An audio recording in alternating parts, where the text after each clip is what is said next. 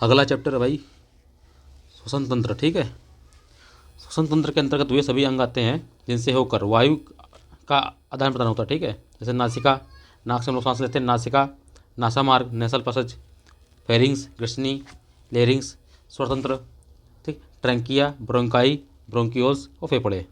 ठीक, एक बार फिर से, नासिका, नाक, नासामार्ग, ठीक, नाक का जो रास्ता होता है नासा, फेरिंग्स, ठीक, लेरिंग्स, फेरिंग्स और लेरिंग्स, ठीक, फेरिंग्स की बात क्या आता है, लेरिंग्स आता है, फिर ट्रंकिया, ब्रोंकाई, ब्रोंकियोल्स और तथा फेफड़े। मनुष्य के बच्चे गुहा में 2 फेफड़े होते हैं। ठीक है, जो फुफ्फुसा आवरण या प्लूरल मेम्ब्रेन द्वारा घिरे रहते हैं। ठीक है, मनुष्य के बच्चे गुहा में 2 फेफड़े होते हैं जो फुफ्फुसा आवरण या प्लूरल मेम्ब्रेन द्वारा घिरे होते हैं। मनुष्य का दायां फेफड़ा बाएं फेफड़े से बड़ा होता है, ठीक, और चौड़ा होता है, परंतु लंबाई में कुछ छोटा होता है। फेफड़े में रुधिर कोशिकाओं का जाल फैला फेफड़ों में रुधिर कोशिकाओं का जाल फैला होता है। प्रत्येक फेफड़े में लगभग 15 करोड़ वायु कोष्ठ, ठीक, वायु कोष्ठक होते हैं जिसमें श्वास की वायु तथा रुधिर के बीच गैसीय विनिमय होता है। ठीक है, फेफड़ों या फुफ्फुस द्वारा गैसों का आदान प्रदान किया होता है। ठीक है, फेफड़ों या फुफ्फुस द्वारा गैसों का आदान प्रदान होता है। यह मानव सहित समस्त स्तनधारियों के श्वसन तंत्र का सबसे महत्वपूर्ण अंग है। ठीक है, फेफड़ों में क्या होता है, फेफड़ों द्वारा गैसों का आदान प्रदान होता है, मतलब O2 हम लोग लेते हैं और CO2 उसी फेफड़ों से छोड़ते हैं। यह मानव सहित समस्त स्तनधारियों के श्वसन तंत्र का सबसे महत्वपूर्ण अंग होता है, इसलिए इसे फुफ्फुसी श्वसन कहते हैं। ठीक है, पल्मोनरी रेस्पिरेशन कहते हैं। श्वसन एक जैविक क्रिया है जिसमें अंतर श्वसन तथा कुछ उच्च श्वसन, ठीक, इंस्पायरेशन तथा एक्सपायरेशन क्रियाओं के द्वारा वायुमंडल में उपस्थित प्रमुख गैसें नाइट्रोजन, ऑक्सीजन, कार्बन डाइऑक्साइड, जलवाष्प आदि प्रयुक्त होते हैं। इन क्रियाओं में अंतःश्वास तथा उच्छ्वास के दौरान समांतर नाइट्रोजन की मात्रा क्या होती है, हम लोग सांस लेते हैं और सांस छोड़ते हैं, इसमें नाइट्रोजन की मात्रा अपरिवर्तित रहती है। ठीक है, जितनी हमने नाइट्रोजन ली उतनी में छोड़ दी। मानव शरीर में ऑक्सीजन अंतःश्वसन द्वारा फेफड़ों तक पहुँचती है। ठीक, जब सांस लेते हैं तो फेफड़ों में क्या पहुँचती है, ऑक्सीजन पहुँचती है। ठीक, जब फेफड़ों में ही वायु कोष्ठक पाए जाते हैं जो कि रुधिर कोशिकाओं द्वारा घिरे रहते हैं। ठीक, इन कोशिकाओं में ऑक्सीजन वायु कोष्ठक से प्रवेश कर जाती है। ठीक है, ऑक्सीजन होती है वायु कोष्ठक में प्रवेश कर जाती है। CO2 विपरीत दिशा में गति कर जाती है। ठीक, ऑक्सीजन जो है वायु कोष्ठक में प्रवेश करती है तथा CO2 जो है वायु कोष्ठक से मतलब विपरीत दिशा में गति कर जाती है। लाल रुधिर कणिकाएं RBC में मौजूद हीमोग्लोबिन प्रोटीन ऑक्सीजन के वाहक का कार्य करती हैं, वाहक का कार्य करके इससे रुधिर के विभिन्न अंगों के ऊतकों तक पहुंचाने का कार्य करता है। सामान्यतः एक स्वस्थ मनुष्य में हीमोग्लोबिन की मात्रा औसतन 15 ग्राम प्रति 100 मिलीलीटर रुधिर होती है। 1 ग्राम हीमोग्लोबिन में 1.3 मिलीग्राम ऑक्सीजन बंधी होती है। इस प्रकार 100 मिली रुधिर की हीमोग्लोबिन में लगभग 20 मिलीलीटर ऑक्सीजन बंधी होती है। ठीक, कार्बन मोनोऑक्साइड, ठीक, कार्बन मोनोऑक्साइड हीमोग्लोबिन के प्रति आकर्षण ऑक्सीजन की तुलना में 250 गुना अधिक होता है। ठीक है, कार्बन मोनोऑक्साइड का हीमोग्लोबिन के प्रति आकर्षण ऑक्सीजन की तुलना में 250 गुना अधिक होता है। यह रक्त के हीमोग्लोबिन से जुड़कर कार्बोक्सी हीमोग्लोबिन बनाती है। इससे रक्त की ऑक्सीजन परिवहन क्षमता कम हो जाती है। ठीक है, रक्त में ऑक्सीजन की सांद्रता की कमी से श्वास की गति में क्रमशः बढ़ोतरी होती जाती है। ठीक है, रक्त में ऑक्सीजन की सांद्रता की कमी आने से श्वास की गति में बढ़ोतरी होती है। जैसे हमारे ब्लड में ऑक्सीजन की कमी होगी तो हमें सांस की गति क्या होगी, बढ़ जाएगी। समुद्र सतह से जो ऊपर चलते जाते हैं वायुमंडल की वायु का संयोजन, अर्थात इसमें विभिन्न गैसों की प्रतिशत मात्राएं तो वही रहती हैं किंतु वायु का घनत्व जो है कम होता जाता है। अर्थात पहाड़ों पर शरीर में ऑक्सीजन की कमी अर्थात हाइपोक्सिया के कारण मनुष्य की सांसें फूलने लगती हैं, अर्थात श्वास दर जो होता है बढ़ जाती है। ठीक, अब हम लोग सवाल लगाते हैं, स्तनधारियों में श्वसन होता है कोलोम द्वारा, श्वास नली द्वारा, त्वचा द्वारा, फुफ्फुस द्वारा। डी नंबर सही है, स्तनधारियों में जो श्वसन होता है वो फेफड़ों द्वारा होता है। ठीक है, स्तनधारियों या स्तनपायी जीव प्राणियों में के जगत में एक समूह को कहते हैं जो कि नवजात शिशुओं को दूध पिलाते हैं।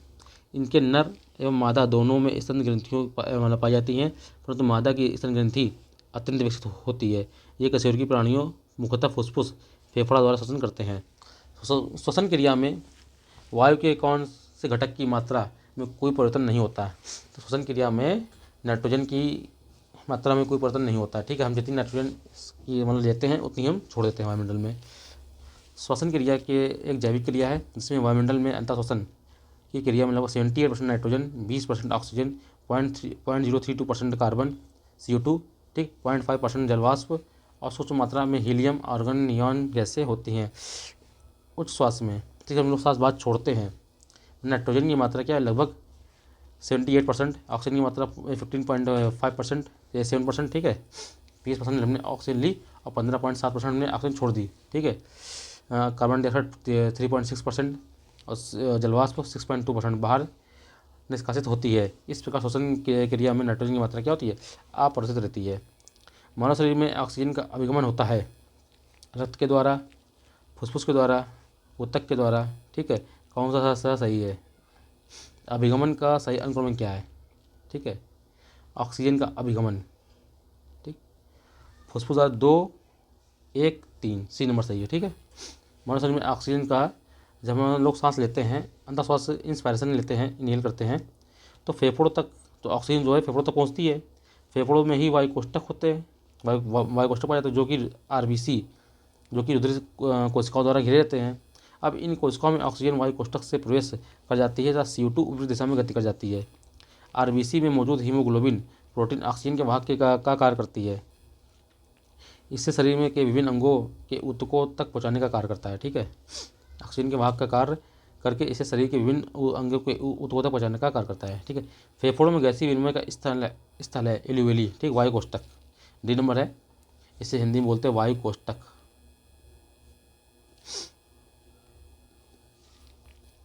ठीक, गैस विनिमय के दौरान ऑक्सीजन फेफड़ों से रक्त नली में चली जाती है, उसी समय CO2 रक्त से फेफड़ों तक जाती है। ठीक है, यह प्रक्रिया फेफड़ों में स्थित एल्यूवेली मतलब वायु कोष्ठक एवं सूक्ष्म रक्त वाहिकाओं के नेटवर्क के बीच संपन्न होती है।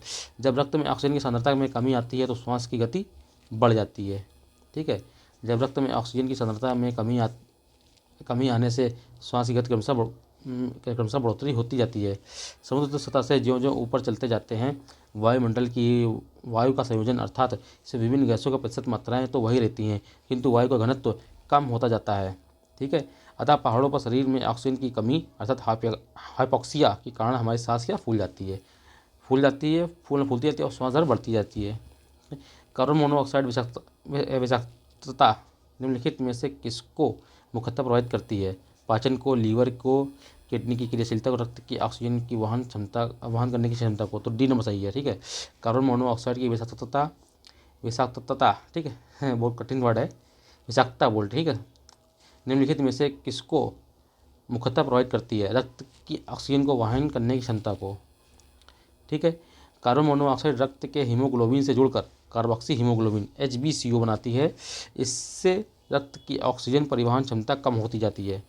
निम्नलिखित में से कौन सा जैव रूपांतरण मानव शरीर की अधिकतम ऊर्जा प्रदान करता है। ठीक है, तो B नंबर ATP से ADP।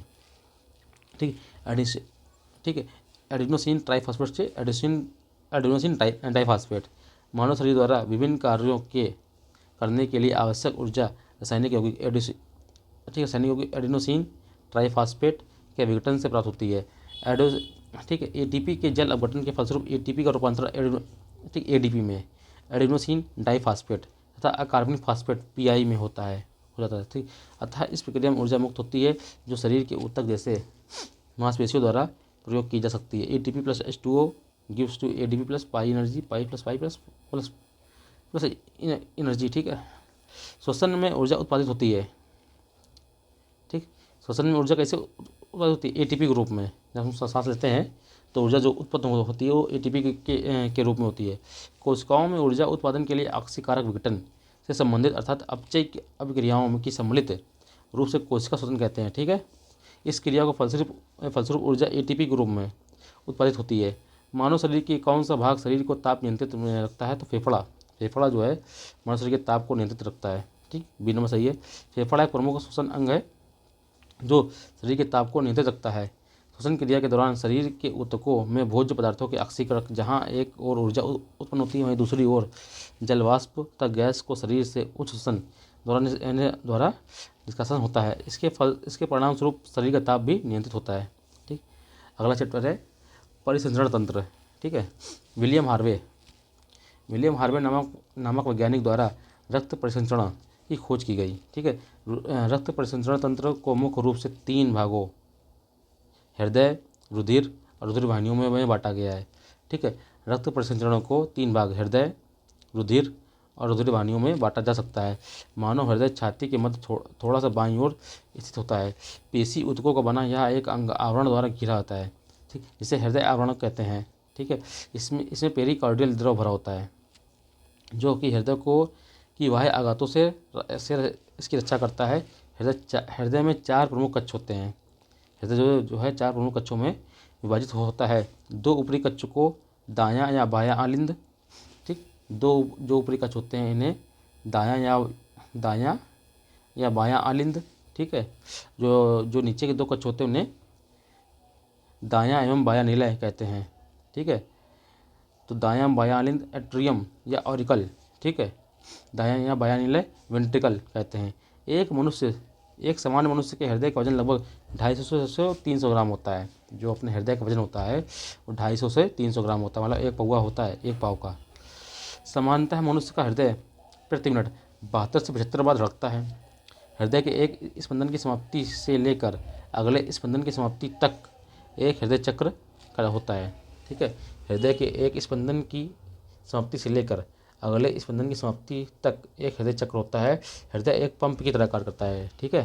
हृदय एक पंप की तरह कार्य करता है। इसका प्रमुख कार्य शरीर के विभिन्न अंगों तक रक्त को पहुंचाना है। हृदय से रक्त धमनियां द्वारा शरीर के विभिन्न भागों को जाता है, जब वहाँ से शिराओं द्वारा वापस आता है। तो हृदय जो होता है, हृदय से धमनियों द्वारा शरीर के विभिन्न भागों में रक्त जाता है और वापस शिराओं द्वारा रक्त हृदय में वापस आता है, ठीक है। शुद्ध या ऑक्सीजन युक्त रक्त फेफड़ों से हृदय में आता है, ठीक है। शुद्ध या ऑक्सीजन युक्त रक्त फेफड़ों से हृदय में आता है। हम लोग सांस लेते हैं तो हम फेफड़ों में क्या होता है, फेफड़ों में ऑक्सीजन रक्त में मतलब मिल जाता है। वो जो रक्त होता है, फिर वो रक्त कहाँ जाता है, वो रक्त होता है हृदय में, ठीक। अब हृदय द्वारा शरीर के सभी भागों में ऑक्सीजन युक्त रक्त जाएगा, ठीक है। हृदय इस रक्त को धमनियों के द्वारा पूरे शरीर में पहुँचाता है, ठीक। अब हृदय जो है धमनियों के माध्यम से शरीर के पूरे अंगों में ऑक्सीजन युक्त रक्त को पहुँचाएगा, ठीक है। शरीर के विभिन्न भागों द्वारा रक्त में मिला ऑक्सीजन प्रयुक्त हो जाता है और अशुद्ध ऑक्सीजन रहित जो मतलब अशुद्ध रक्त मतलब इसमें ऑक्सीजन युक्त नहीं होता है, वो शिराओं द्वारा हृदय की ओर आता है। हृदय इस रक्त को ऑक्सीजन प्राप्त करने के लिए पुनः फेफड़ों में भेजता है, ठीक। जो शिराओं से ऑक्सीजन रहित रक्त हृदय में आया, अब हृदय इसे किसको भेजेगा, फेफड़ों को भेजेगा, ठीक है। फेफड़ों को में भेजता है। इस प्रकार यह चक्र निरंतर चलता रहता है। रक्त एक तरल संयोजी ऊतक है, ठीक। रक्त एक तरल संयोजी ऊतक है। यह क्षारीय विलयन है। इसका pH मान 7.4 होता है। जो खून होता है उसका pH मान कितना होता है, 7.4 होता है। ये हल्का क्षारीय होता है, ठीक है। वयस्क मनुष्य में सामान्यतः 5 से 6 लीटर रक्त होता है। पुरुषों की तुलना में महिलाओं में लगभग 1 लीटर रक्त कम होता है, इसलिए महिलाएं जो है खून चूसती हैं पुरुषों का। एक रक्त में दो प्रमुख भाग होते हैं, प्लाज्मा, ठीक है, प्लाज्मा और रक्त कणिकाएँ, या इसको बोलते हैं रुधिराणु, ठीक है, रक्त कणिकाएँ, ठीक है। रक्त में 2 प्रमुख भाग होते हैं, प्लाज्मा होता है और रक्त कणिकाएँ होती हैं, ठीक।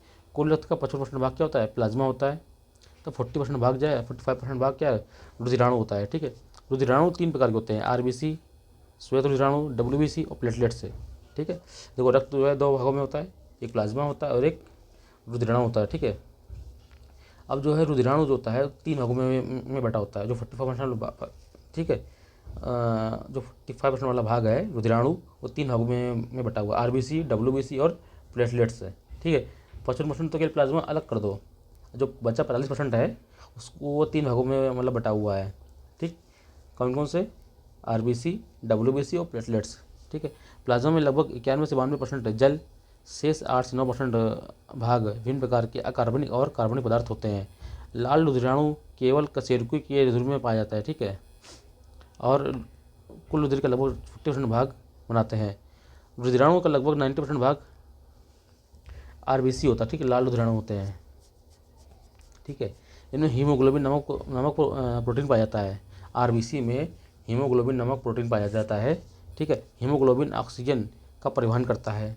ठीक, इसमें हीम नामक लाल रंग का पदार्थ पाया जाता है जो इसे लाल रंग प्रदान करता है। रोगों की प्रतिरक्षा प्रदान करने का कार्य श्वेत WBC का होता है। ठीक है, इन्हें वीर सिपाही या सैनिक की संज्ञा दी जाती है। प्लेटलेट्स का प्रमुख योगदान होता है रक्त का थक्का बनाना।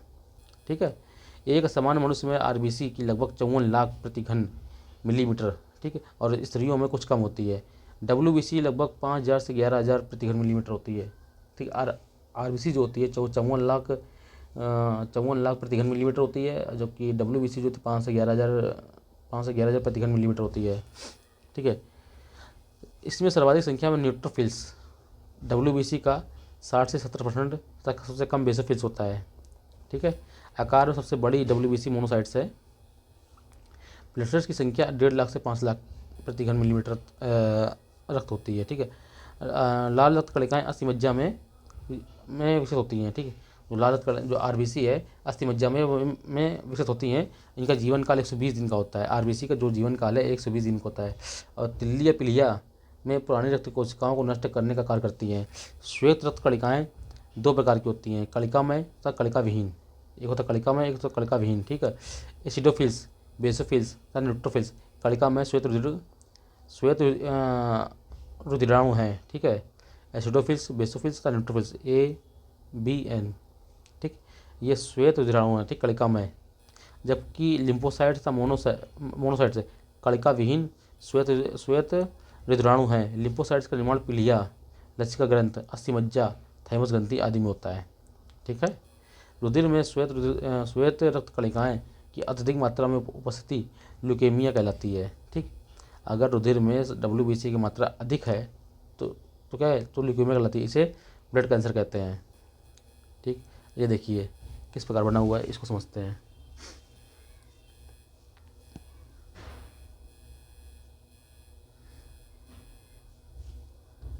ठीक है, ये हमारा फेफड़ा है। ठीक है, ये फुफ्फुस सिरा है, पल्मोनरी वेन है, ये फुफ्फुस धमनी है। ठीक है, जो हमने सांस लिया, ठीक, तो यहाँ पर सब वायु कोष्ठक होते हैं जिसमें क्या होता है, ऑक्सीजन जो होता है रक्त में मिल जाता है। रक्त में जो मिला हुआ ऑक्सीजन है, ठीक, O2 सहित रक्त, O2 सहित रक्त, ठीक, या O2 युक्त ऑक्सीजन युक्त रक्त जो है पल्मोनरी सिरा की सतह से कहाँ आएगा, बाएं आलिंद में आएगा। ठीक है, अब बाएं आलिंद से ये जाएगा बायां नीले में जाएगा। ठीक, और बायां आलिंद जो है बायां नीले से मिट्रल वाल्व, ठीक है, क्या नाम होता है, मिट्रल वाल्व से, ठीक से मतलब जुड़ा होता है। मिट्रल वाल्व की किस तरह से बायां नीले में जाएगा, और बायां नीले से ये महाधमनी, मतलब महाधमनी के साथ पूरे शरीर के पूरे भागों में जाएगा। ठीक, अब शरीर के पूरे भागों में उच्च एवं निम्न महाशिरा मतलब शिराओं द्वारा कहाँ जाएगा, दाएं आलिंद में जाएगा। ठीक, अब दाएं आलिंद से O2 रहित रक्त,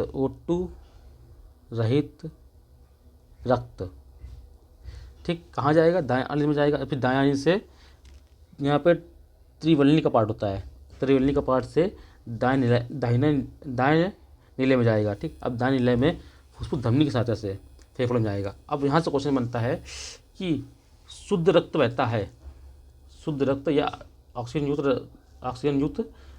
युक्त रक्त बहता है, किसमें बहता है, फुफ्फुस सिरा में बहता है। ठीक है, तो फुफ्फुस सिरा दे देगा, फुफ्फुस धमनी दे देगा, और धमनी दे देगा और सिरा दे देगा। ठीक है, तो किसमें बहता है, फुफ्फुस सिरा में बहता है। ठीक है, अब ऑक्सीजन रहित रक्त बहता है फुफ्फुस धमनी में। ठीक है, फिर समझते हैं। हम लोगों ने सांस लिया, जो ऑक्सीजन है वो RBC में मिला। ठीक, RBC मिल गया, कार्बन ऑक्सीजन जो है खून में मिल गया। अब ऑक्सीजन युक्त रक्त जो है फुफ्फुस सिरा के माध्यम से बाएं आलिंद में आएगा। अब बाएं आलिंद मिट्रल वाल्व की सहायता से बाएं आलिंद से बाएं नीले में जाएगा। अब बाएं नीले से पूरे शरीर में, धमनी की सहायता से पूरे शरीर में अंगों तक पहुंचेगा रक्त। अब पूरे शरीर से ऑक्सीजन रहित रक्त जो है सिराओं के माध्यम से दाहिने आलिंद में पहुंचेगा। अब दाहिने आलिंद से त्रिवलनी कपाट के माध्यम से दाहिने निलय में पहुंचेगा। अब दाहिने निलय के में फुफ्फुस धमनी के माध्यम से हृदय में जाएगा। ठीक है, समझ गए, ये चक्कर है पूरा। ठीक, अगला, रक्त ग्लूकोज स्तर मिलीग्राम मिलीग्राम प्रति डेसीलीटर में व्यक्त किया जाता है। रक्त में ग्लूकोज की सामान्य मात्रा 100 मिलीग्राम प्रति डेसीलीटर होता है। रक्त ग्लूकोज के नियमन के लिए अग्नाशय से इंसुलिन नामक हार्मोन का स्राव करता है। ठीक है। रक्त ग्लूकोज के नियमन के लिए अग्नाशय इंसुलिन नामक हार्मोन्स का स्राव करता है। इस हार्मोन की कमी के कारण रक्त में ग्लूकोज की मात्रा अत्यधिक हो जाती है। अगर इंसुलिन कम बह रहा है तो शरीर में तो रक्त में ग्लूकोज की मात्रा बढ़ जाएगी, जिससे मधुमेह नामक रोग की संभावना बढ़ जाती है। उम्र बढ़ने के साथ साथ मानव का रक्त का दाब बढ़ जाता है। ठीक है। जैसे हमारी एज बढ़ जाएगी तो हमारा बीपी क्या बढ़ता जाएगा। मनुष्य का औसत जो रक्तचाप है 120 से 80 mmHg होता है। ठीक है। 120 से 80 मिलीमीटर ऑफ Hg। ठीक है। Hg यहाँ पारा है। ठीक। धमनियों में रक्त का दाब दो अवस्थाएं होती हैं। पहले प्राकुंचन दाब, जिससे बोलते हैं सिस्टोलिक प्रेशर बोलते हैं। ठीक है।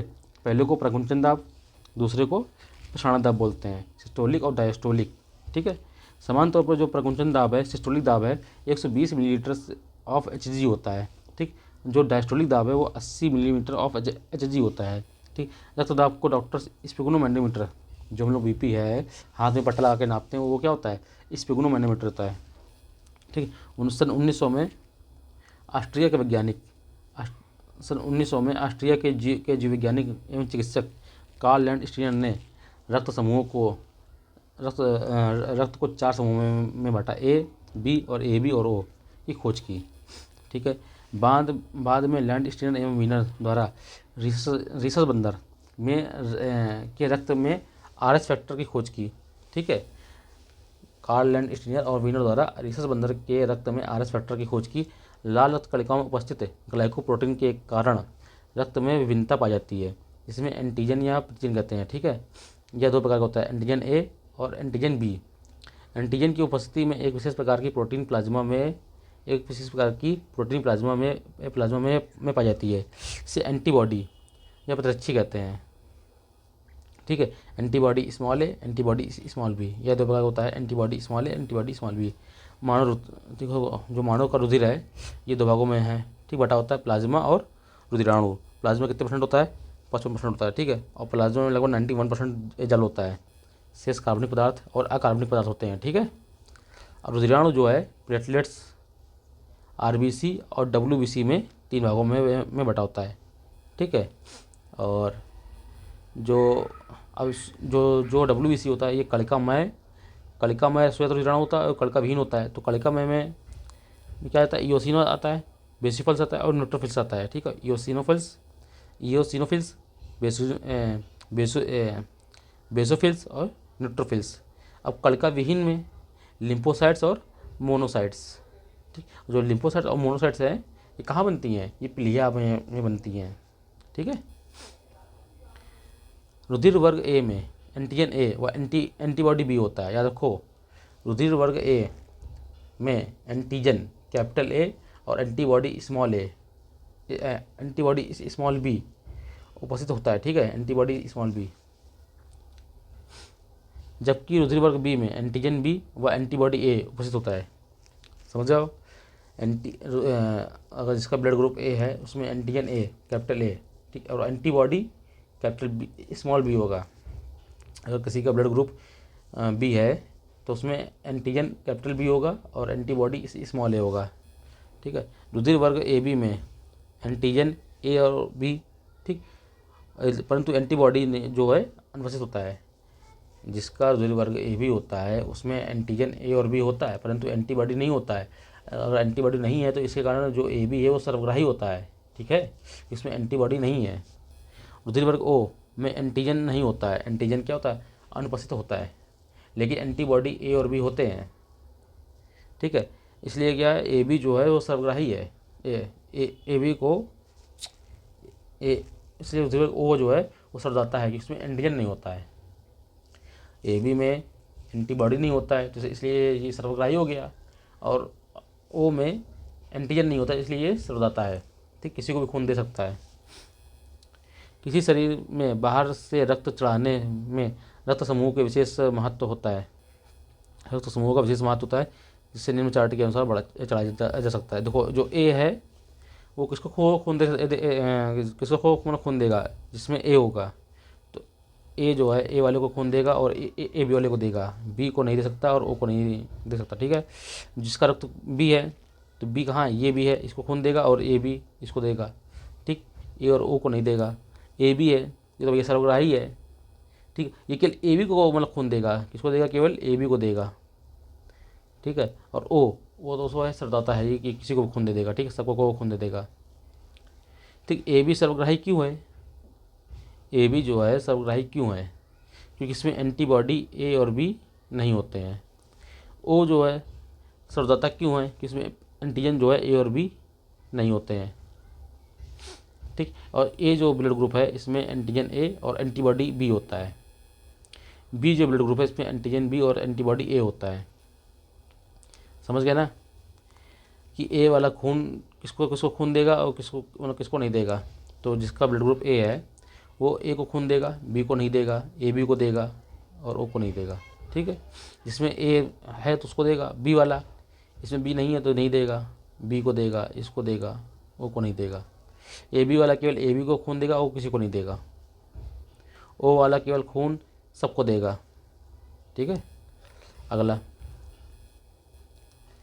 बर्नस्टीन 1924 के अनुसार ए बी और ओ रुधिर वर्ग मनुष्य का एक आनुवंशिक लक्षण है। जनक माता पिता के अनुसार के रुधिर वर्ग का उनके संतानों में प्रकटन निम्न चार्ट के अनुसार होगा, ठीक है। जैसे मान लो माता पिता का रुधिर वर्ग यहाँ दे रखा है या संतानों का, ठीक। क्या संभव हो सकता है, अगर दोनों का खून ओ पॉजिटिव है या ओ है, माता और पिता का खून दोनों का ओ ग्रुप है तो संभव क्या हो जाएगा, ओ हो जाएगा। और असंभव क्या है, ए बी और ए बी। अगर माता का भी खून ओ है, ओ है और पिता का भी ओ है तो संभव क्या है, ओ है, ठीक। असंभव ए बी और ए बी और ए बी नहीं होगा। अगर एक का खून ओ है दूसरे का ए है तो क्या संभव हो जाएगा, ओ और ए संभव है, ठीक है। लेकिन तो बी और ए बी संभव नहीं है। अगर दोनों खून ए है तो ओ संभव है और ए संभव है, ए बी और ए बी संभव नहीं है। अगर एक खून ओ और एक का बी है तो ओ और बी संभव है, ठीक। लेकिन ए और बी संभव नहीं है। अगर एक का खून बी और एक का बी है, मतलब दोनों का बी है तो ओ और बी संभव है, ए और बी संभव नहीं है। अगर दोनों खून अगर एक का खून ए है और एक का बी है तो ओ ए बी, ठीक है, चारों ग्रुप जो संभव हैं, ठीक है, असंभव कुछ नहीं है। अगर एक का ओ है और एक का ए बी है तो ए और बी संभव है, ठीक है, ओ और ए बी संभव नहीं है। एक का खून ए है और एक का ए बी है तो क्या बनेगा, ए बी बनेगा, ए बी और ए बी, ठीक। ओ जो है असंभव है, ठीक। समझ गए ना। चलिए सवाल लगाते हैं और समझ में आ जाएगा। एक स्वस्थ व्यक्ति का हृदय 1 मिनट में औसतन कितनी बार धड़कता है, तो भैया रटा है क्वेश्चन है 72 बार। क्वेश्चन सरल ही आते हैं एग्जाम में, ये हम लोग क्या है नहीं क्वेश्चन प्रैक्टिस नहीं करते हैं इसलिए भूल जाते हैं, ठीक। इतना बार क्वेश्चन प्रैक्टिस ही इम्पोर्टेंट है भाई, जितना क्वेश्चन प्रैक्टिस करेंगे उतना ही परफॉर्मेंस अच्छा होगा, ठीक है। बहुत ब्रिलियंट एकदम वैज्ञानिक नहीं बनना है एग्ज़ाम निकालने के लिए, ठीक है। एग्ज़ाम निकालने के लिए वैज्ञानिक नहीं बनना, बेसिक से बेसिक क्वेश्चन आते हैं, बेसिक हम लोग क्वेश्चन गलत कर देते हैं, तो सही समस्या है, ठीक है। बहुत ज़्यादा पढ़ लोगे मतलब नहीं है, एग्ज़ाम निकालना है तो क्वेश्चन लगाना है, प्रीवियस ईयर क्वेश्चन जो आते हैं, क्वेश्चन जिस प्रकार क्वेश्चन पूछे जाते हैं।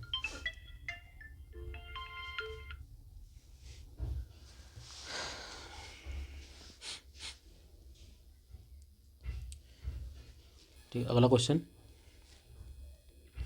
एक स्वस्थ व्यक्ति का मतलब एक स्वस्थ व्यक्ति के लिए हृदय की धड़कन 1 मिनट में 72 से 75 बार होती है, ठीक है। वृद्धों में या कम जबकि बच्चों में ज़्यादा होती है, ठीक। बच्चों में जब हृदय की धड़कन लगभग 80 से 90 बार होती है। हमारा हृदय प्रति मिनट 5 से 6 लीटर रक्त को पंप करता है। हृदय में एक स्पंदन की समाप्ति से लेकर अगले स्पंदन की समाप्ति तक एक हृदय चक्र होता है, कार्डियक साइकिल होती है। हृदय स्पंदन की दर स्टेथोस्कोप द्वारा मापी जाती है। इसमें रोगी के दिल की धड़कन की ध्वनि डॉक्टर के कानों तक ध्वनि ध्वनि के बहुपरावर्तन मतलब पहुँचती है।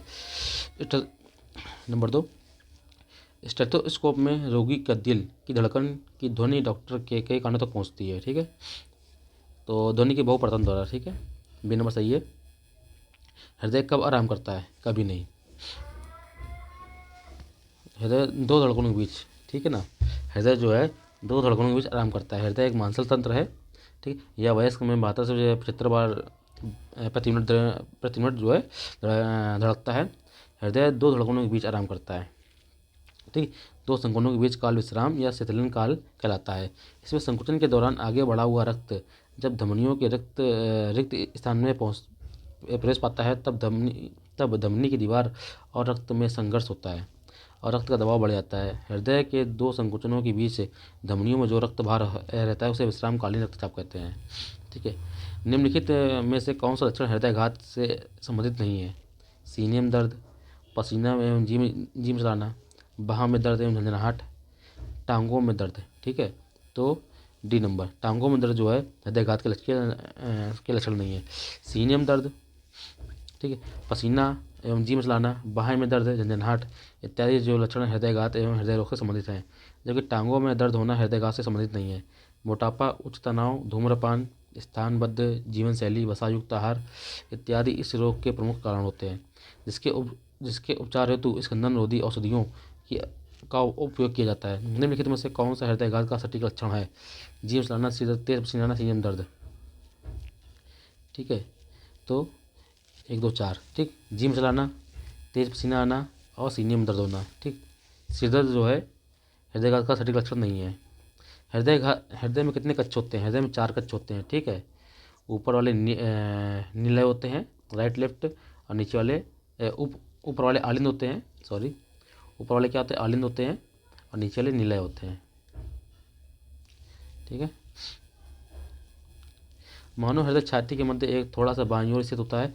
यह एक दिन में लगभग 1 बार धड़कता है। एक सामान्य मनुष्य का हृदय प्रति मिनट 72 से 75 बार धड़कता है।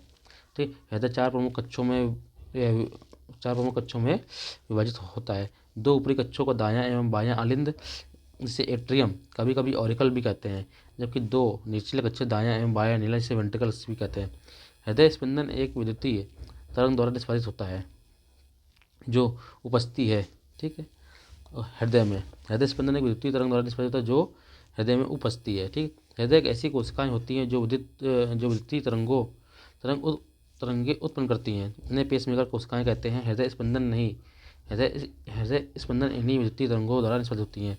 मानव कलाई में नाड़ी स्पंदन करती है हृदय के बराबर। ठीक है, चिकित्सा विज्ञान में हृदय की धड़कन के कारण धमनियों में होने वाला हलचल को नाड़ी कहते हैं। ठीक है, धमनियाँ समान नाड़ी स्पंदन की दर हृदय की धड़कन के बराबर होती है।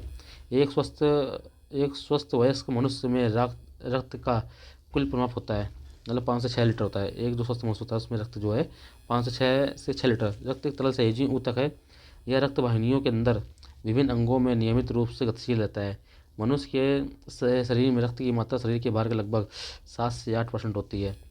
यह एक 70 किलोग्राम भार वाले स्वस्थ वयस्क मनुष्य के शरीर में लगभग 5 से 6 लीटर रक्त होता है, जो उसके संपूर्ण शरीर के भार का लगभग 1/13 भाग होता है। एक सामान्य 70 किलोग्राम भार वाले वयस्क मनुष्य में रक्त की कुल मात्रा होती है लगभग 6000 ml होगी। ठीक है, ए नंबर सही है, बस 7 लीटर होगा लगभग। ठीक है, रक्त होता है एक तरल संयोजी ऊतक है। ठीक है, रक्त जो है एक तरल संयोजी ऊतक है। रक्त वाहिनियों में प्रवाहित होने वाला या गाढ़ा कुछ चिपचिपा लाल रंग का द्रव एक जीवित ऊतक है। हीमोग्लोबिन क्या है? ठीक है, मानव रक्त में पाया जाने वाला पदार्थ होता है। ठीक है, हीमोग्लोबिन एक प्रोटीन है जो मानव रक्त में पाया जाता है। इसके रासायनिक संयोजन में ग्लोबिन नामक प्रोटीन तथा हीम नामक लाल रंग के पदार्थ से जुड़ी रहती है। रुधिर का लाल रंग हीम के कारण होता है। ठीक है, हीम की वलय केंद्रीय भाग में आयरन का होता है। ठीक है, हीम वलय का जो केंद्रीय भाग होता है वो आयरन का होता है। एक समान व्यक्ति में हीमोग्लोबिन की औसतन मात्रा 15 ग्राम प्रति 100 मिलीलीटर होता है। ठीक, तथा यह शरीर की गैसों के परिवहन का कार्य करता है। हीमोग्लोबिन के संबंध में निम्नलिखित में से कौन सा कथन सही है? हीमोग्लोबिन के संबंध में निम्नलिखित कौन सा कथन सही है? ठीक है, यह लाल रंग का होता है। यह फेफड़ों से कोशिकाओं तक ऑक्सीजन का वहन का वहन करता है, या कुछ अम्लीय होता है, या ऊतकों से फेफड़े तक कार्बन डाइऑक्साइड को पहुँचाता है। तो यह अम्लीय नहीं क्षारीय होता है, ठीक है, क्षारीय होता है। और इसका पीएच वैल्यू कितनी होती है, इसका पीएच वैल्यू 7.4 होती है, ठीक है, सी नंबर। हीमोग्लोबिन का पीएच 7.1 से 7.4 तक के मध्य होता है, अर्थात हीमोग्लोबिन कुछ क्षारीय होता है। प्रश्नगत विकल्प सही है। रुधिर वलिका के संबंध निम्नलिखित कथनों पर विचार कीजिए तथा नीचे दिए गए कूट से सही उत्तर चुनिए। इसमें लौह होता सही है, यह रक्त को लाल रंग प्रदान करता है, ठीक, या कुछ रोगों के प्रति रक्षा प्रदान करता है। इसमें ऑक्सीजन का वाहक होता है, ठीक है, तो सी नंबर 1, 2, 4, ठीक है। ये कुछ रोगों के प्रति प्रतिरक्षा प्रदान करता है, ये गलत है, ठीक है। रुधिर का लगभग 55% भाग प्लाज्मा एवं शेष 45%। रुधिर का जो भाग होता है 45%, ये 55% क्या होता है, प्लाज्मा होता है, और 45% क्या होता है, इसका रुधिराणु होता है, ठीक है। रुधिराणु जो है 3 प्रकार के होते हैं, लाल आरबीसी, डब्ल्यूबीसी और प्लेटलेट्स है। प्लाज्मा में लगभग 91% जल होता है, शेष 9% भाग विभिन्न प्रकार के कार्बनिक और अकार्बनिक पदार्थ होते हैं। आरबीसी लाल रुधिराणु जो होते हैं कुल रुधिर का 40% भाग बनाते हैं, ठीक है। यह रुधिर का कोशिकीय भाग है। रुधिराणु के लगभग 90% लाल रक्त कोशिकाएँ, लाल रक्त कणिकाएँ होती हैं। ये केवल कशेरुकी प्राणियों में ही पाए जाते हैं। लाल रुधिराणु में हीमोग्लोबिन नामक प्रोटीन पाई जाती है, ठीक है। हीमोग्लोबिन ऑक्सीजन का परिवहन करता है। इसमें हीम नामक लाल रंग का पदार्थ पाया जाता है, इससे लाल रंग प्रदान करता है, ठीक है। रोगों के प्रति प्रतिरक्षा प्रदान करने का कार्य डब्ल्यूबीसी का है। इन्हें वीर सिपाही कहा जाता है, ठीक है। हीमोग्लोबिन के बारे में निम्नलिखित कथनों पर विचार कीजिए, ठीक। हीमोग्लोबिन यह रक्त में ऑक्सीजन का संचार करता है, सही है। यह लौह और युक्त यौगिक सही है। यह कुछ रोगों के प्रति प्रतिरक्षा का प्रदान करता, गलत है। यह रक्त लाल रंग प्रदान करता, सही है। 1, 2, 4 सही है, ठीक है, डी नंबर। शरीर में हीमोग्लोबिन का कार्य है ऑक्सीजन का परिवहन। शरीर में जो हीमोग्लोबिन होता है उसका कार्य क्या होता है, ये ऑक्सीजन का परिवहन करता है, ये नंबर सही है। निम्नलिखित में से किस प्राकृतिक पदार्थ में लौह विद्यमान होता है, तो हीमोग्लोबिन क्लोरोफिल में, कोलेजन में, ठीक, कैरोटीन में, मायोग्लोबिन में, डी नंबर। तो मायोग्लोबिन लगभग सभी स्तनधारियों, सामान्यतः कशेरुकी प्राणियों के पेशी ऊतकों में पाया जाने वाला एक प्रोटीन है, ठीक। इसमें लौह इसका आवश्यक घटक। किस प्राणी के जीव द्रव्य में हीमोग्लोबिन का विलय होता है, जीव द्रव्य में हीमोग्लोबिन का विलय होता है, तो डी नंबर केचुआ, ठीक है। केचुआ एक अनिलीड प्राणी है जिसके हीमोग्लोबिन प्लाज्मा में घुला होता है, जबकि अन्य कशेरुकियों में यह प्रोटीन लाल रुधिर कणिकाओं में पाया जाता है। केचुआ में रुधिराणु रंगीन केंद्रक युक्त होते हैं और इसमें जंतु परिसंचरण तंत्र बंद प्रकार का होता है, ठीक है। तो इस जंतु जो परिसंचरण तंत्र होता है वो बंद प्रकार का होता है। रक्त में लाल रंग निम्न में से किसके कारण होता है, तो हीमोग्लोबिन के कारण होता है, ठीक है। रक्त में लाल रंग ऑक्सी हीमोग्लोबिन युक्त रुधिर कणिकाओं आरबीसी के कारण होता है। आरबीसी का रंग होता है, ठीक है, हीमोग्लोबिन के कारण। आरबीसी का रंग लाल उसमें हीमोग्लोबिन नामक प्रोटीन के ऑक्सीजन से संयुक्त होने के कारण होता है। लाल रुधिर कणिकाओं को एरिथ्रोसाइट भी कहते हैं, जो कि सिर्फ कशेरुकियों के रुधिर में होते हैं। मनुष्य में ये केंद्रक विहीन और इनकी औसतन संख्या पुरुषों में 54 लाख तथा स्त्रियों में 38 लाख प्रति क्यूबिक mm होती है। शरीर में यह गैसों के परिवहन का कार्य करती है। रक्त शरीर का कार्य करता है, रक्त शरीर का में क्या कार्य करता है, ठीक है। तो सारे शरीर में ऑक्सीजन का मतलब पहुँचाता है, ठीक है, ये नंबर सही है। तो रक्त एक तरह संयोजी ऊतक है जो रक्त वाहिनियों के अंदर विभिन्न अंगों में लगातार बहता रहता है, ठीक। लाल रक्त कणिकाएं रक्त का एक महत्वपूर्ण घटक है जो फेफड़ों से ऑक्सीजन एवं हीमोग्लोबिन शरीर के अन्य भागों में ले जाने के लिए जिम्मेदार है। मनुष्य का औसतन रक्तचाप होता है, ठीक है,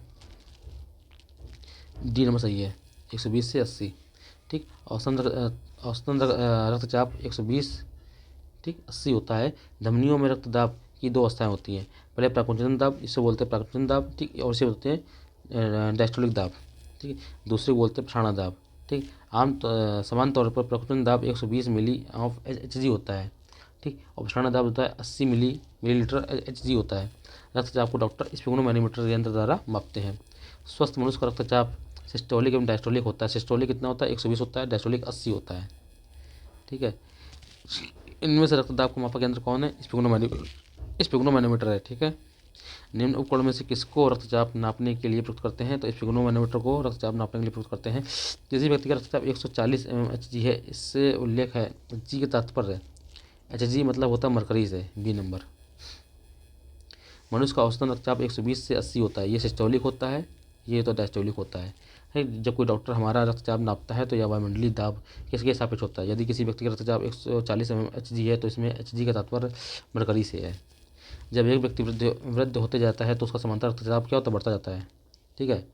और जब व्यक्ति ठीक उम्र बढ़ने के साथ साथ मनुष्य का रक्तदाब क्या बढ़ जाता है। समान रक्तदाब 120/80 होता है। 120 सिस्टोलिक होता है और 80 जो है डायस्टोलिक होता है। इससे अधिक होने पर उच्च रक्तचाप हाई ब्लड प्रेशर, जबकि 120/80 से कम होने पर निम्न रक्तदाब ठीक हो जाता है।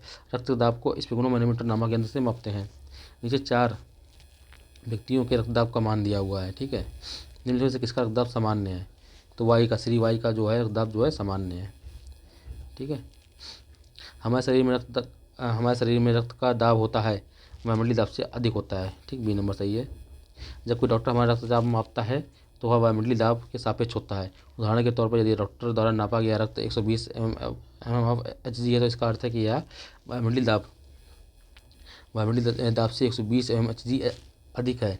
रक्तचाप का मापन वायुमंडलीय दाब के सापेक्ष होता है, जबकि वायुमंडलीय दाब निर्वात के सापेक्ष मापा जाता है तो निर्वात के सापेक्ष रक्तचाप हो जाएगा 760 + 120 880 mmHg। निम्न से सर्वाधिक दाता रक्त कौन सा है? जो यूनिवर्सल डोनर, वो जो है यूनिवर्सल डोनर है, जो कि ए बी है, ये सर्वग्राही है, ठीक, ये सर्वदाता है। और बस ठीक है ये ए बी जो है सर्वग्राही क्यों होता है? इसमें एंटीबॉडी ए और बी नहीं होता है। और ओ जो सर्वदाता क्यों होता है? इसमें एंटीजन जो है ए और बी नहीं होता है, ठीक। रक्त वर्ग ओ सर्वाधिक दाता है क्योंकि इसमें कोई प्रतिजन नहीं होता है, कोई एंटीजन नहीं होता है। इसका रुधिर सभी व्यक्तियों को चढ़ाया जा सकता है। दूसरी ओर इस वर्ग में प्लाज्मा में दोनों प्रत्याशियों की उपस्थिति के कारण किसी भी अन्य वर्ग के व्यक्ति का रुधिर इस वर्ग में व्यक्ति में नहीं चढ़ा सकते हैं, ठीक है। रक्त वर्ग ए बी सर्वग्राही होता है। मानव रक्तदान के लिए कौन सा रक्त समूह सर्वाधिक दाता? यूनिवर्सल डोनर, तो ओ जो है ये यूनिवर्सल डोनर होता है, ठीक। ए बी क्या है? ये सर्वग्राही है, ठीक। डोनर की वजह इसमें एंटीजन ए और बी नहीं होता है, और ये सर्वग्राही की वजह इसमें एंटीबॉडी ए और बी नहीं होते हैं, ठीक है। ए बी रक्त समूह के लोग सार्वभौमिक प्राप्तकर्ता होते हैं, सही है।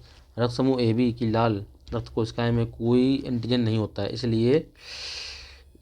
इसलिए अन्य किसी व्यक्ति के साथ इन्हें सामूहिक एंटीग्लूटन नहीं बनता, गलत है। एंटीबॉडी नहीं होता है, एंटीजन होता है पर एंटीबॉडी नहीं होता है, ये सही, परंतु गलत है, सी नंबर, ठीक है। ए बी रक्त समूह के लोग सार्वभौमिक दाता मतलब प्राप्तकर्ता होते हैं, सर्वग्राही होते हैं, क्योंकि इनमें एंटीजन ए और बी दोनों होते हैं।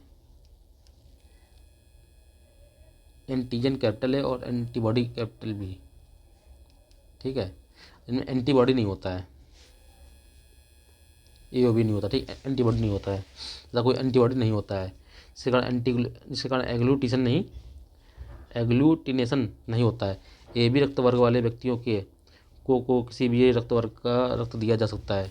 वर्ग ए बी रक्त वाला व्यक्ति किसी ऐसे व्यक्ति का रक्त ले सकता है जिसका रक्त वर्ग सर्वग्राही है, कोई भी वर्ग ले सकता है भाई, डी नंबर।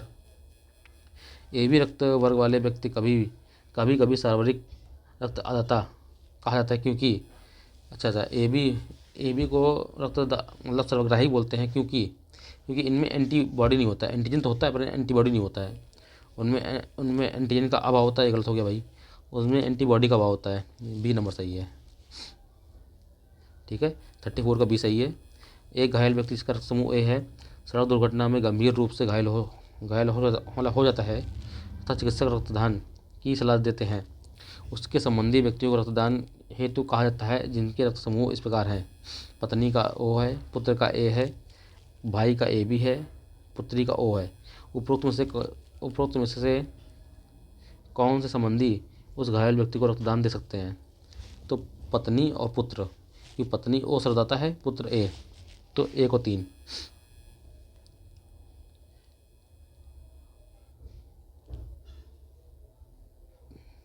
पुत्री बी। ठीक है, 1 3 4 डी नंबर सही है। एक व्यक्ति जिसका रक्त समूह ए है वह रक्त समूह ए से या ए बी वाले को वह रक्त समूह ए या ए बी वाले को रक्तदान मतलब कर सकता है। ठीक है, इस प्रकार ए रक्त समूह वाला व्यक्ति ए या ओ के व्यक्ति से रक्त प्राप्त कर सकता है। ठीक है, अरे हमने पढ़ाया वो पीछे वाला टेबल ना, उसको देख लीजिएगा अच्छे से याद हो। एक मनुष्य दुर्घटनाग्रस्त हो जाता है और उसे रक्त आदान की आवश्यकता होती है, किंतु उसके रक्त समूह का परीक्षण करने का समय नहीं है। निम्नलिखित में से कौन सा समूह उसे दिया जा सकता है? ठीक है, तो ओ नेगेटिव।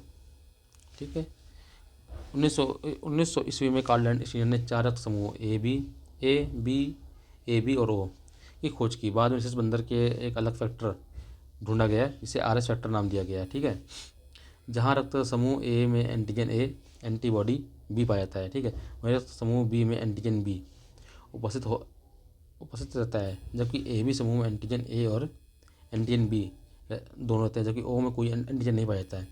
किसी खास रक्त समूह के रक्त को जब विपरीत रक्त समूह में मिलाया दिया जाता है तो रक्त थक्के के रूप में जमने लगता है, जिसे रक्त स्कंदन बोलते हैं। ठीक है, यदि माइनस वाले को पॉजिटिव वाले से मिलाते हैं तो क्या होता है? रक्त का थक्का जमने की संभावना होती है। रक्त स्कंदन मतलब रक्त जमने लगता है, इसे रक्त स्कंदन कहते हैं। ठीक है, इसे बोलते हैं ब्लड क्लॉटिंग बोलते हैं। चूँकि ओ माइनस समूह के रक्त में ना तो कोई एंटीजन उपस्थित मतलब रहता है और ना ही आर एच फैक्टर। ठीक है, इसलिए इस रक्त समूह का रक्त किसी भी व्यक्ति को देने पर कोई स्कंदन नहीं होगा। अज्ञात रुधिर वर्ग का एक व्यक्ति गंभीर रूप से दुर्घटनाग्रस्त हो जाता है और उसे तुरंत रक्त आदान की जरूरत पड़ती है। अस्पताल में आसानी से उपलब्ध निम्नलिखित रुधिर वर्गों में से किस एक का रक्त आदान के लिए उपयोग किया जाएगा? OH और O RS माइनस। ठीक है, ए नंबर सही है। एक व्यक्ति दुर्घटना में घायल हो गया, उसके रक्त समूह की जांच के लिए समय नहीं है, उसे निम्न से कौन सा खून दिया जाना चाहिए? तो सी नंबर। रक्त समूह की खोज किसने की थी? तो रक्त समूह की खोज कार्ल लैंड ने की थी, जबकि विलियम हार्मर ने रुधिर परिसंचरण तंत्र की खोज की थी। ठीक है, आरएस कारक का नाम संबंधित है बंदर से। ठीक, माता गर्भस्थ शिशु आरएच रक्त प्रकार विसंगति की समस्या उत्पन्न हो सकती है यदि माता जो है आरएच हीन है और उसका गर्भस्थ शिशु जो आरएच सहित है।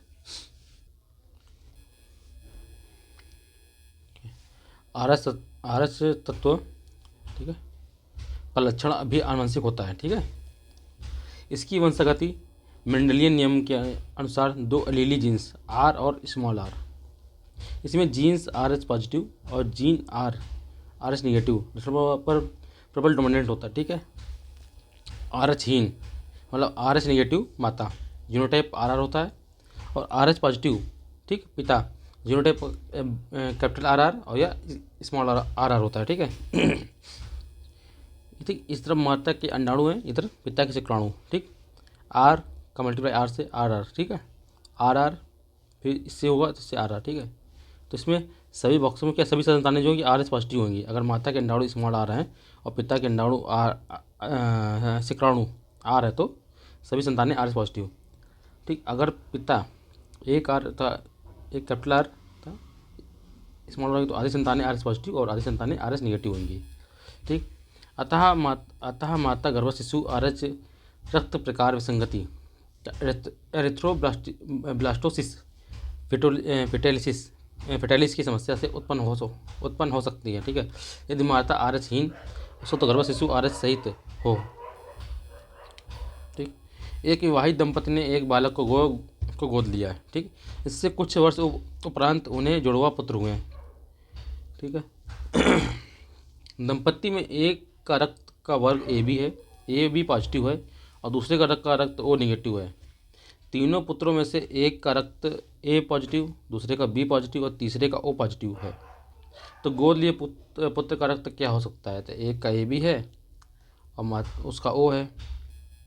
ठीक है, तो दंपत्ति का रक्त ए बी पॉजिटिव और दूसरे का ओ नेगेटिव, एक का ए बी पॉजिटिव दूसरे का ओ नेगेटिव, तो उनके जुड़वा पुत्रों की कि रक्त में ए पॉजिटिव, बी पॉजिटिव इस प्रकार होंगे। तो ठीक है, तो तीसरे का पुत्र गोद लिया हुआ वर्ग ओ पॉजिटिव होगा। सही है, तो क्या होगा, ओ पॉजिटिव होगा। ठीक, यदि एक पिता का रक्त का वर्ग ए है और माता का ओ है, तो बताइए उनके पुत्रों का निम्नलिखित में से कौन सा रक्त वर्ग हो सकता है। अगर एक का ए है और एक का ओ है, क्या हो सकता है, ए हो मतलब हो सकता है या ए हो सकता है या ओ हो सकता है। ठीक है, ए बी और ओ नहीं हो सकता, ए बी और बी नहीं हो सकता। ठीक है, तो सी नंबर है। यदि एक समान व्यक्ति का रक्त का पीएच स्तर क्या होता है। ठीक, पीएच स्तर क्या होता है, 7.35 से 7.45। ठीक है, तो रक्त जो होता है क्षारीय होता है। रक्त का पीएच मान क्या होता है, 7.4 होता है। रक्त जो है एक क्षारीय होता है। मनुष्य के रक्त का शरीर का पीएच मान क्या होता है, 7.4 होता है। हल्का क्षारीय होता है रक्त जो। प्रतिजन वह पदार्थ जो हानिकारक जीवाणुओं को नष्ट करता है, विषाक्तता के उपचार के लिए प्रयुक्त होता है, शरीर के ताप को कम करता है, प्रतिपिंड एंटीबॉडी के निर्माण को उद्दीप्त करता है। तो डी नंबर सही है। एंटीजन वे पदार्थ हैं जो एंटीबॉडी के निर्माण को उद्दीप्त करते हैं तथा प्रतिरक्षा तंत्र को प्रवर्तित करते हैं। प्रतिजन दो प्रकार के ग्लाइकोप्रोटीन्स के रूप में होते हैं, ए तथा बी। एंटीबॉडी भी दो प्रकार के होते हैं, ए और बी। ठीक है, प्रतिजन ऐसा पदार्थ है जो प्रतिरक्षा तंत्र को परिवर्तित करते हैं, शरीर का ताप कम करते हैं, हानिकारक बैक्टीरिया को नष्ट करते हैं। ठीक, सी नंबर सही है। निम्न में से एंटीजेंस की मूल विशेषता क्या है। ठीक, ये प्रतिरक्षियों के निर्माण को प्रेरित करते हैं। ठीक, बी नंबर सही है। शरीर में निम्न में से कौन सा संक्रमण से हमारी रक्षा करता है। WBC जो है संक्रमण से हमारी रक्षा करता है। ठीक है, WBC को क्या बोलते हैं, वीर सिपाही भी बोलते हैं। WBC विशेष उदरी कणिकाएँ होती हैं जो कि शरीर के किसी रोग से संक्रमित होने पर उस विशेष संक्रमित स्थल पर पहुंचकर हानिकारक जीवाणुओं, विषाणुओं और कवकों इत्यादि का भक्षण करके शरीर को संक्रमण से सुरक्षा प्रदान करती हैं। इसके अलावा ये शरीर के प्रतिरक्षण, एलर्जी, अति संवेदनशीलता की विशेष स्थिति में महत्वपूर्ण कार्य करती हैं। सफ़ेद रक्त कण का मुख्य कार्य क्या है। रोग प्रतिरोधक क्षमता का धारण करना। ठीक, रुधिर के प्लाज्मा में निम्न में से किसके द्वारा एंटीबॉडी निर्मित होती है। ठीक, एंटीबॉडी जो है लिम्फोसाइट द्वारा निर्मित होती है। रुधिर के प्लाज्मा में लिम्फोसाइट के द्वारा एंटीबॉडी या प्रतिरक्षी प्रोटीन्स निर्मित होती हैं जो कि विष पदार्थों को निष्क्रिय करती हैं। लिम्फोसाइट सबसे छोटे श्वेत रुधिराणुओं की संख्या अधिक WBC का 20 से 30% होते हैं। इनका केंद्रक बड़ा और गोल एक और चिपटा सा होता है। लिम्फोसाइट गश्ती सेना की भांति समस्त शरीर में घूमती रहती हैं तथा सुरक्षा तंत्र के सारे भागों के बीच सामंजस्य स्थापित करती हैं। ये प्रायः रक्त के संचलन में भी सहायक होती हैं। निम्न में से कौन सा रक्त के संचलन में मदद करता है, तो लिम्फोसाइट्स। ठीक है, मनुष्य के शरीर के किस अंग में लिम्फोसाइट्स का निर्माण होता है, तो अस्तित्व तो तिल्ली में। ठीक है, सी नंबर, ई नंबर, तिल्ली और अस्थिमज्जा दोनों में। मनुष्य के शरीर में तिल्ली या थाइमस ग्रंथि, अस्थिमज्जा में लिम्फोसाइट्स का निर्माण होता है। लिम्फोसाइट्स एक प्रकार के श्वेत रक्त कणिकाएं होती हैं जो गश्ती सेना की भांति समस्त शरीर में घूमती रहती हैं तथा त्वचा के सारे भागों के बीच सामंजस्य स्थापित करती हैं। ठीक, प्रतिरक्षा का सर्वाधिक संबंध है लिम्फोसाइट से। मानव रक्त में श्यानता का कारण है रक्त में प्रोटीन। ठीक है, श्यानता कारण क्या है, रक्त में प्रोटीन। मानव रक्त में श्यानता का मुख्यतः प्लाज्मा में प्रोटीन,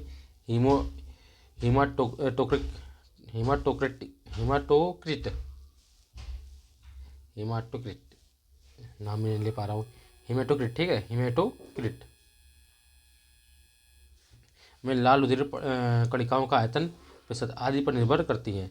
रक्त में श्वेत रुधिर कणिकाओं एवं प्लेटलेट्स की उपस्थिति की उसकी श्यानता पर कोई खास प्रभाव नहीं पड़ता। मानव के श्वेत रक्त कणिका WBC का व्यास होता है लगभग 0.007 mm। ठीक है, WBC प्रायः मनुष्यों में पाए जाते हैं। इनकी संख्या लाल RBC से कम होती है। ये दो प्रकार के होते हैं, कणिकामय और कणिकाविहीन। ठीक है, श्वेत रक्त कणिकाएं हमारे शरीर में प्रतिरक्षा तंत्र बनाते हैं। लिम्फोसाइट्स एक प्रकार के श्वेत कणिकाएं हैं, इनका व्यास 7 माइक्रोमीटर होता है। ठीक है, रुधिर में श्वेत रक्त कणिकाएं की अत्यधिक मात्रा उपस्थिति को रोग विज्ञान की भाषा में क्या कहते हैं? ल्यूकीमिया कहते हैं। ठीक है, बी नंबर। ल्यूकीमिया ही रखा तो ये ही ब्लड कैंसर है।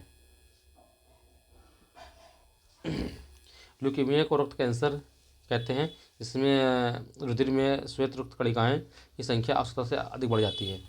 लाल रक्त कणिकाएं मुख्यतः बनती हैं कहाँ बनती है? अस्थिमज्जा में बनती है। ठीक है, तो लाल रक्त कणिकाएं श्वसन अंगों से ऑक्सीजन लेकर इसके से सारे शरीर में पहुँचाने का कार्य करती हैं। लाल रक्त कणिकाएं अस्थिमज्जा में विकसित होती हैं तथा मनुष्य के शरीर में लगभग 120 दिन तक प्रसारित होती रहती हैं। ठीक है, ये तिल्ली या पिलिया में परिणत कणिकाओं को नष्ट करने का कार्य करती है। WBC का बनना था RBC का विनाश, तो RBC का विनाश और WBC का बनना पिलिया में होता है, तिल्ली, इसको तिल्ली बोलते हैं। और ठीक, RBC का जीवन काल जो 120 दिन का होता है, शरीर में RBC का जीवन काल 120 दिन का होता है। इसके बाद पिलिया में इनका विनाश होता है। लिम्फोसाइट तथा न्यूट्रोफिल्स श्वेत रक्त कणिकाओं के दो प्रमुख प्रकार हैं। लिम्फोसाइट्स का निर्माण पिलिया तथा लिस्का ग्रंथि तथा थाइमस ग्रंथि में होता है। न्यूट्रोफिल्स का निर्माण अस्थिमज्जा में होता है। रक्त ग्लूकोज स्तर में समानता व्यक्त किया जाता है। ठीक है, जो ग्लूकोज स्तर है मिलीग्राम प्रति डेसीलीटर में व्यक्त किया जाता है। ठीक है, रक्त ग्लूकोज या शर्करा का स्तर मिलीग्राम प्रति डेसीलीटर में व्यक्त किया जाता है। रक्त में ग्लूकोज की सामान्य मात्रा 100 मिलीग्राम प्रति 100 ml होती है। ठीक है, रक्त में ग्लूकोज के नियमन के लिए अंगनाशय से इंसुलिन नामक हार्मोन्स का स्राव होता है। इस हार्मोन्स की कमी से रक्त में ग्लूकोज की मात्रा 300 से 500 मिलीग्राम प्रति 100 ml रुधिर तक बढ़ जाती है, जिससे मधुमेह का रोग हो जाता है। रक्त में शर्करा का स्तर समानता प्रदर्शित किया जाता है मिलीग्राम प्रति डेसीलीटर से। बी नंबर सही है। हृदय को रक्त का संभरण करने वाली धमनियाँ कहलाती हैं, जो हृदय को रक्त का संभरण करती हैं। हृदय को रक्त का संभरण मतलब हृदय, हाँ ठीक, हृदय में रक्त कौन पहुँचाती हैं बताइए? हृदय में रक्त का संभरण हृदय धमनियाँ करती हैं। ठीक है, 63। हृदय में रक्त का संभरण हृदय धमनियाँ करती हैं। हार्ट को रक्त का संभरण करने वाली धमनियाँ हृदय धमनियाँ कहलाती हैं, कोरोनरी आर्टरीज कहलाती हैं। ठीक, कोरोनरी आर्टरीज जो कि शुद्ध रक्त को स्वयं हृदय की दीवारों तक पहुंचाने का कार्य करती है। स्तनियों का हृदय 4 कोष्ठकों में बटा होता है, ऊपर के 2 आले, नीचे के 2 नीले, जबकि फुसफुस धमनियाँ हृदय से फेफड़ों तक रक्त पहुँचाती हैं। ठीक है, रक्त का थक्का बनने में फाइब्रिनोजन को फाइब्रिन में परिवर्तन करने में भाग लेता है।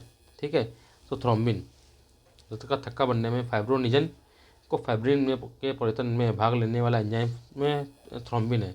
रक्त का थक्का बनने की प्रक्रिया एक जटिल रासायनिक प्रक्रिया होती है, जिसके 3 चरणों में बांटा गया है। इसके अंतिम में थ्रोम्बिन एक एंजाइम की भांति कार्य करके प्लाज्मा की घुलनशील फाइब्रिनोजन प्रोटीन को फाइब्रिन नामक अघुलनशील प्रोटीन अणुओं के संश्लेषण को प्रेरित करता है। रुधिर स्खलन की क्रियाविधि स्पष्ट हावेल ने दिया था। किस शारीरिक प्रक्रम को थ्रोम्बिन का संबंध है? रक्त जमाव से। ठीक है, प्लाज्मा में जल का प्रतिशत होता है 90% होता है। प्लाज्मा में जो जल होता है वो 90% होता है। ठीक है, रक्त में प्लाज्मा पीले रंग का तरल घटक होता है, इसमें संपूर्ण रक्त कोशिकाएं सामान्य रूप से निलंबित होती हैं। प्लाज्मा कुल रक्त की मात्रा का 55% तक होता है। ठीक है, प्लाज्मा में लगभग 91 से 92% जल होता है, शेष 8 से 9% कार्बनिक और अकार्बनिक पदार्थ होते हैं। किसी सामान्य व्यक्ति में रक्त के संदर्भ में निम्नलिखित में से कौन सा कथन सही है? धमनियों की तुलना में शिराओं की संख्या कम होती है और उनमें हर समय शरीर के रक्त की कम मात्रा रहती है। रक्त के कुल मात्रा का लगभग 70% रक्त कोशिकाओं के रूप में रहता है। श्वेत रक्त WBC केवल लसिका पर्व की बनी होती हैं। रक्त में WBC की तुलना में बीमाणु अधिक होते हैं। D number. ठीक है, तो डी नंबर जो है कथन सही है। WBC की तुलना में बीमाणु क्या होते हैं? अधिक होते हैं। ठीक, WBC या ल्यूकोसाइट्स। ठीक है, WBC को क्या बोलते हैं? ल्यूकोसाइट्स भी बोलते हैं। की तुलना में बीमाणु या प्लेटलेट्स की संख्या अधिक होती है, जब इनकी संख्या RBC की अपेक्षा कम होती है। ठीक है ना, WBC की तुलना में बीमाणु अधिक होते हैं। ठीक, WBC की तुलना में बीमाणु प्लेटलेट्स की संख्या अधिक होती है। ठीक, मतलब प्लेटलेट्स की संख्या WBC से अधिक होती है, जबकि RBC से कम होती है। जो प्लेटलेट्स की संख्या होती है, या देखो प्लेटलेट्स की संख्या होती है WBC से अधिक और RBC से कम होती है। ठीक, लाल रुधिर लाल रुधिराणुओं की औसत संख्या 54 लाख प्रति क्यूबिक mm होता है।